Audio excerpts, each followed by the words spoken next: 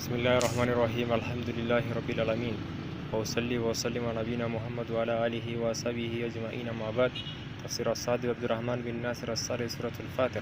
بسم الله الرحمن الرحيم الحمد لله الذي فطر السماوات والأرض جعل الملائكة رسلا أولي الأجنحة مثنى وثلاث ورباع يزيد في خلقه ما يشاء إن الله على كل شيء قدير ويفتح الله للناس من رحمة فلا ممسك لها وما ممسك فلا مرسل له من بعده وهو العزيز الحكيم.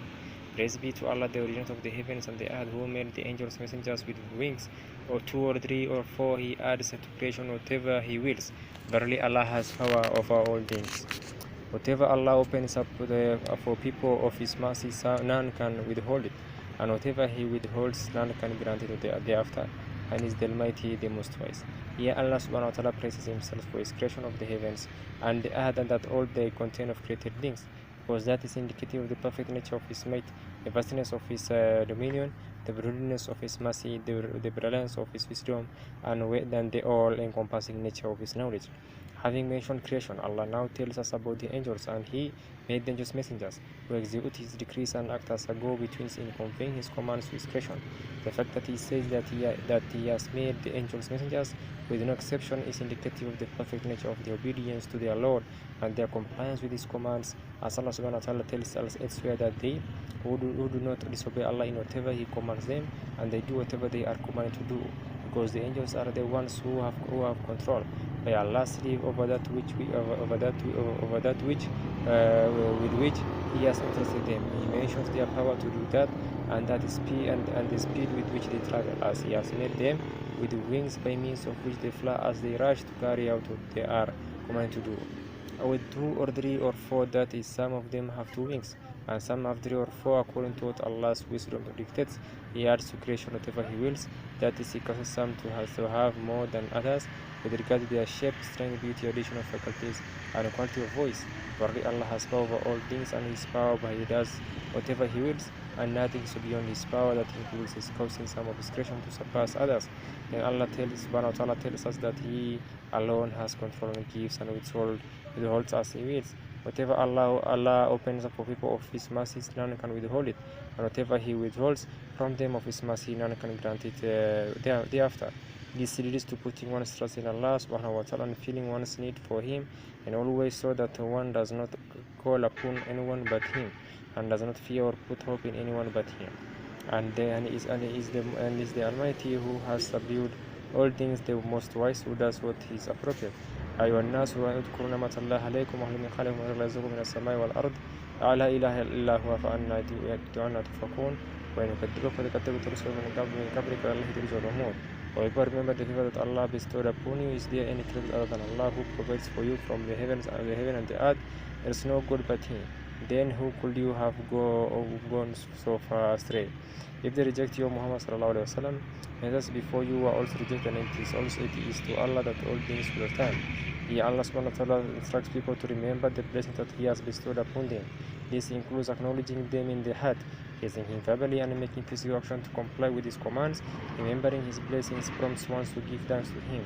Then He draws their attention to the basic foundation of the blessing. The basic foundation of the blessing, which is creation and provision, as He says. Is there any creator other than Allah, who provides for you from the heaven and the earth? Because it is well known that no one can create and grant provision except Allah. This offers evidence for His divinity, and that He alone is to be worshipped. Hence Allah says, there is no God but He. Then how could you have gone so far astray? How can you be divided from worship of the Creator and Provider, and instead worship those who are created and are provided for? If they reject you, O Messenger of Allah sallallahu alaihi wasallam, they have an example. Then you have an example in the messengers who came before you. For messengers before you were also rejected, but the disbelievers who rejected them were destroyed, and Allah saved the messengers and their followers, and it is to Allah that all things will return. يا أيها الناس إن وعد الله حق فلا تغرنكم الحياة الدنيا ولا يغرنكم بالله الغرور إن الشيطان لكم عدو فاتخذوه عدوا إنما يدعو حزبه ليكون من أصحاب السعير الذين كفروا لهم عذاب شديد والذين آمنوا وعملوا الصالحات لهم مغفرة رجل كبير. O people, the promise of Allah is true, so do not let the life of this world deceive you. Let any deceiver deceive you concerning Allah. For the Shaitan is an enemy to you, so take him as an enemy. He only calls his followers so that they may become inhabitants of the raging fire. Those who disagree will have a severe punishment, but those who believe and do righteous deeds will have forgiveness and a great reward. However, the promise of Allah of the restoration and repeat of deeds is true. That is, there can be no doubt about it. That is supported by text evidence and rational proof. As his promise is true, we should prepare for the hasten to fulfill your precious time with righteous deeds, and not let anything prevent you from doing so. So do not let the life of this world deceive you with its pleasure desires and other aspirations and goals, or it will distract you from the purpose of which you are created. Or let any deceiver deceive you concerning Allah. The deceiver is the shaitan, who is your true enemy. So take him as an enemy, not neglect to fight him at any moment, for he sees you though you will not see him, and is always lying in wait for you.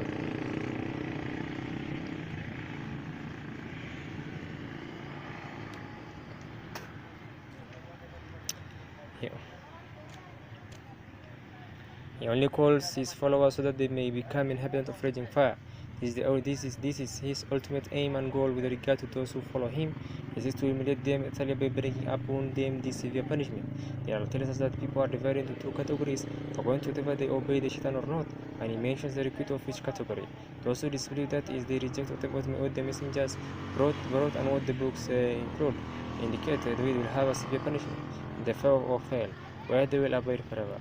But those who believe with all their hearts in that which Allah calls them to believe in, and on the basis of that faith, righteous deeds by taking physical action, will have forgiveness of their sins, and as a result, troubles and problems will be removed from them, and a great reward by means of which they will attain what they seek. أَفَمَنْ زُيِّنَ لَهُ سُوءُ عَمَلِهِ فَرَآهُ حَسَنًا فَإِنَّ اللَّهَ يُضِلُّ مَن يَشَاءُ وَيَهْدِي مَن يَشَاءُ فَلَا تَذْهَبْ نَفْسُكَ عَلَيْهِمْ حَسَرَاتٍ إِنَّ اللَّهَ عَلِيمٌ بِمَا يَصْنَعُونَ is one whose evil deeds are made fearsome to him, so that he regards them as good, like the one who is ready to regard. Verily Allah leads astray whomever he wills, and guides whomever he wills. So do not let yourself waste away in sorrow for them. Verily Allah knows well all that they do. He is one whose evil deeds are made fearsome to him by the shaitan, so that he regards them as good. That is he like one who is rightly guided by Allah to the straight path and right religion. Can these two be equal? For the former does bad deeds and regards such truth and regards truth as falsehood, and falsehood as truth, whereas the latter does good deeds and regards the truth as true and falsehood as false. But guidance and misguidance are in the hand of Allah subhanahu wa ta'ala. For Allah leaves astray whomever he wills and guides whomever he wills. Not let yourself waste away in sorrow for them. That is for the misguided whose bad deeds have been made fair seeming to them, and the shaitan barred them from following the truth. For your role is only to convey the message, and their guidance has nothing to do with you at all. It is Allah who will requite them for their deeds, for verily Allah knows well all that they do. Allahu musta'an.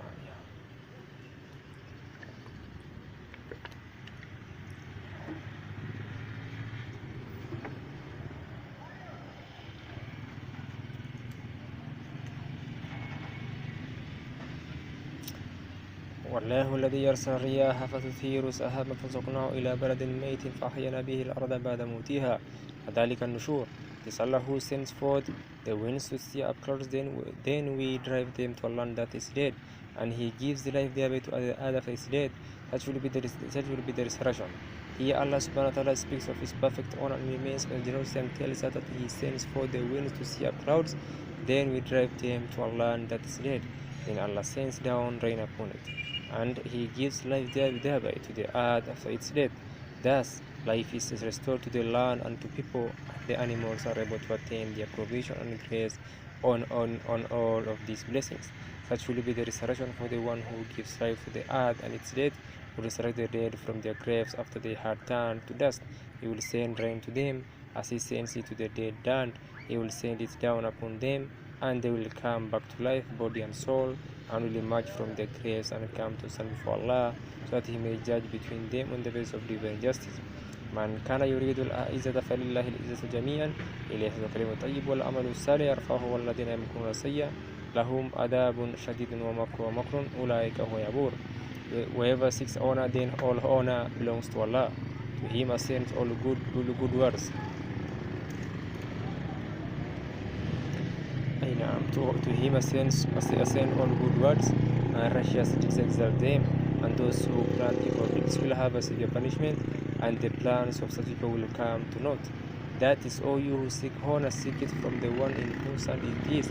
For honor it is in the hand of Allah, and can only be attained by obeying Him Allah mentions it in the words, to him ascend all good words, such as the recitation of Quran and words of glorification, the praise, proclaiming Allah's oneness and all good words. Those good words ascend to Allah and are represented to him, and Allah praises the one who says them before those on high. And righteous deeds of both the heart and the physical faculties exalt him. The righteous deeds lift up the good words, so the lifting up of the good words is commensurate with the level of the individual's good deeds, for it is those deeds that lift up his good words. If a person has no good deeds to his credit, then no words of his will be lifted up to Allah Azza wa Jal. These are the deeds that will be lifted up to Allah subhanahu wa ta'ala. Allah will raise the doer of those deeds in status and will honor him. With regard to the bad deeds, they are the opposite. The one who does them wants to attain high status for doing them, and his schemes and plans, but that will backfire on him and will only increase him in degradation. And Allah says, and those who plan evil deeds will have a severe punishment, which he will be greatly humiliated, and the plans of the people will come to naught. But this they will diminish and fail, and will not benefit them in the slightest, because they are the plans that are based on falsehood and are made for the sake of falsehood.